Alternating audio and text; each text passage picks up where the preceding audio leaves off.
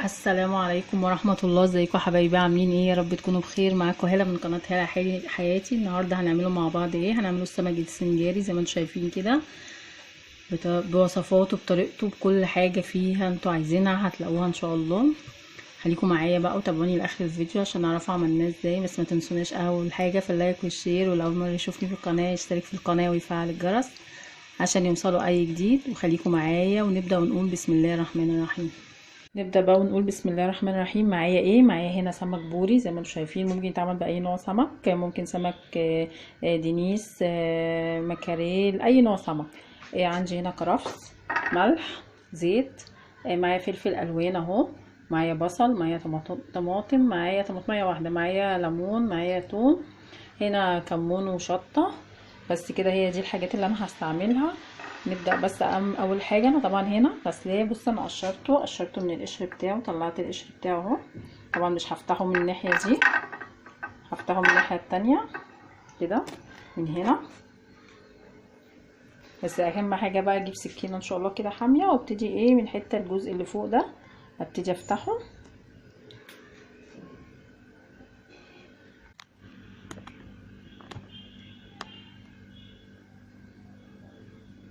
بصوا بقى، اخد السمك اهي، بسم الله الرحمن الرحيم.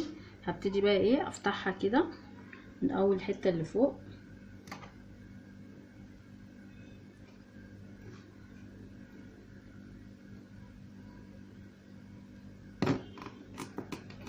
معلش ايه، عايزه سمك عايزه سكينه حاميه شويه اهي كده.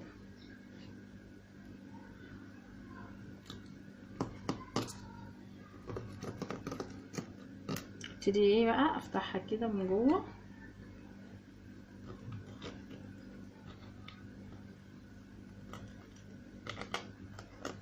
كده. هاجي بس عند الراس الاول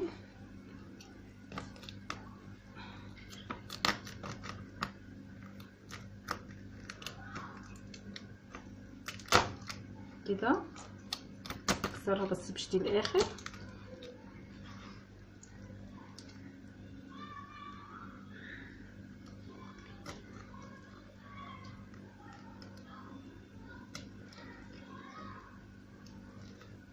هي الراس ناشفه شويه اهي كده، اهي كده.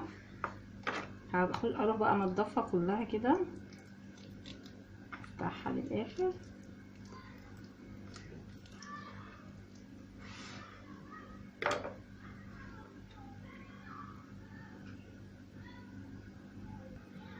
بصوا كده انا خلاص فتحتها كلها اهي.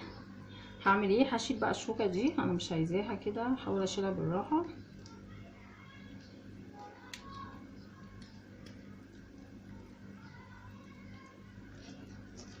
اهي.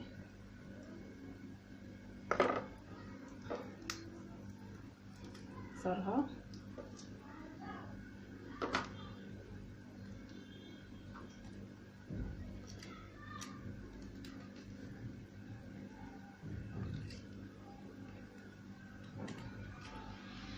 طبعا. انا بقى اغسلها وانضف قلبها من جوه عشان احنا لسه منضفناهاش، واشيل الخياشيم دي.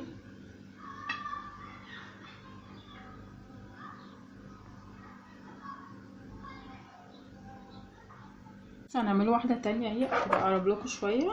بصوا انا فتحت كده زي ما قلت لكم اهي كده. باجي عند الراس هنا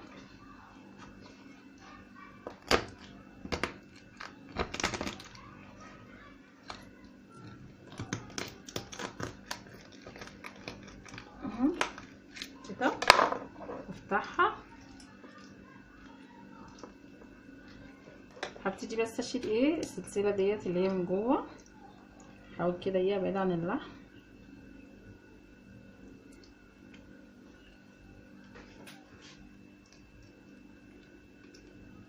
هي بتطلع معايا بمنتهى السهوله.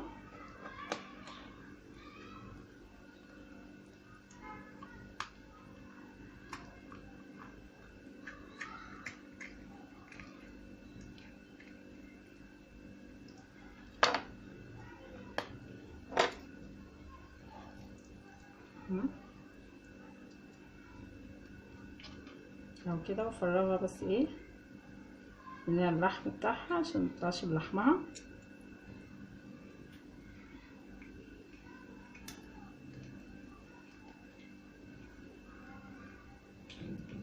اهي طلعتها.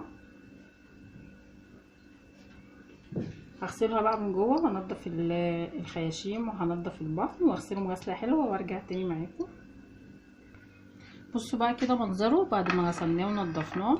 شلت البطن من جوه، شلت الخياشيم. هنبتدي بقى نعمله ايه الخلطه بتاعته بقى ونشوف هنحطوها ازاي وهنكملوه ازاي. معايا بقى البوله اهي كده، احط فيها ايه، احط فيها خد الليمون اعصره،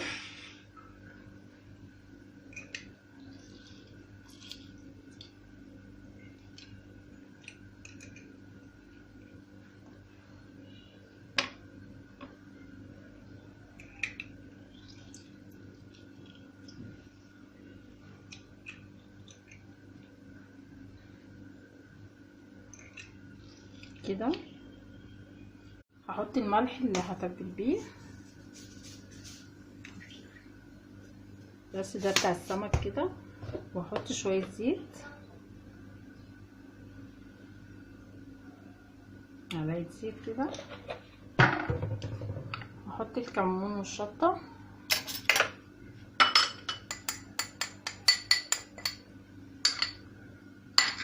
ماشي. هبتدي بقى ايه اخلطهم.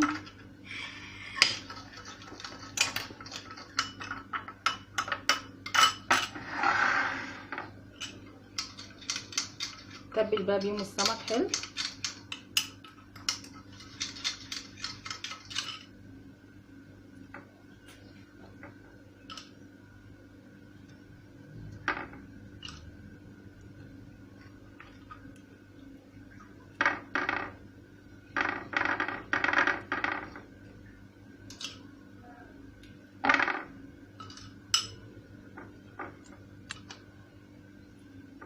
اعملهم بقى كلهم بنفس الطريقه دي كده الاول.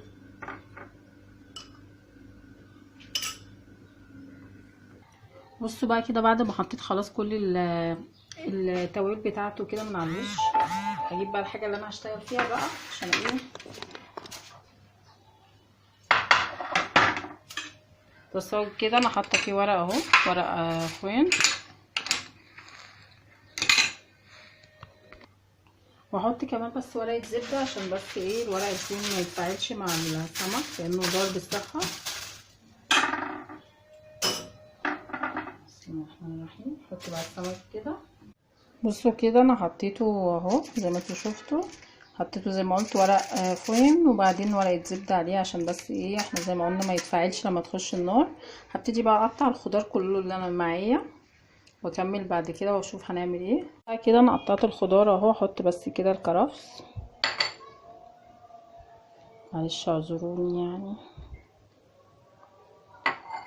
واحط بس عليه ايه، هحط عليه ملح.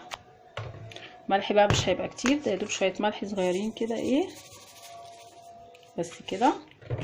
والفكره بقى اللي انا يعني ايه حبيت ازودها، هحط بطاطس. البطاطس دي انا قشرتها وقطعتها يعني على رفيع شويه كده، احط عليها شويه ملح وهفردها تحت بصوا بقى كده خلاص. هحط بقى الخضار بتاعه اهو، انا عملته. هبتدي بقى ايه اضيفه كده. طبعا لو عندك جزر عايزه تحطي هحطي، مش يعني ايه هيديله طبعا طعم جميل.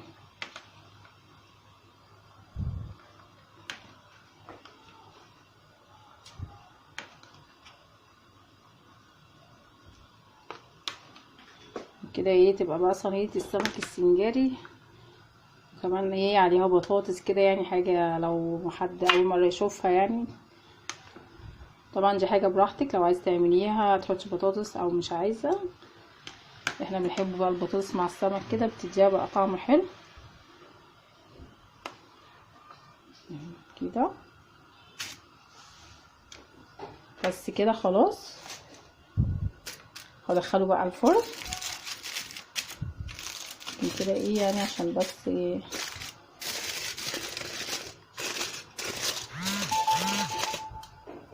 ادخله بقى الفرن كده واسيبه بقى ان شاء الله اما يطلع ونشوف شكله ان شاء الله. بصوا كده انا حطيته في الفرن طبعا على اعلى درجه. بصوا على 225 اهي اخر درجه في الميكس اهي، كمان بعد 225 على اعلى درجه، وهنشوف بقى شكله ان شاء الله بعد ما يستوي. بصوا كده خلصنا السمك اهو زي ما انتم شايفين وطلعناه من الفرن. ايه رايكم فيه؟ يا رب يكون عجبكم بس واستفدتوا مننا حاجه بسيطه، وقدرت اوصل لكم يعني لو اي افاده بسيطه يعني. ما تنسونيش بقى اللي عجبوا الفيديو اللايك والشير، واول مره يشوفني يشترك في القناه ويفعل الجرس عشان يوصلوا اي جديد. واشوفكم ان شاء الله بقى في فيديو جديد وطريقه جديده، والسلام عليكم ورحمه الله.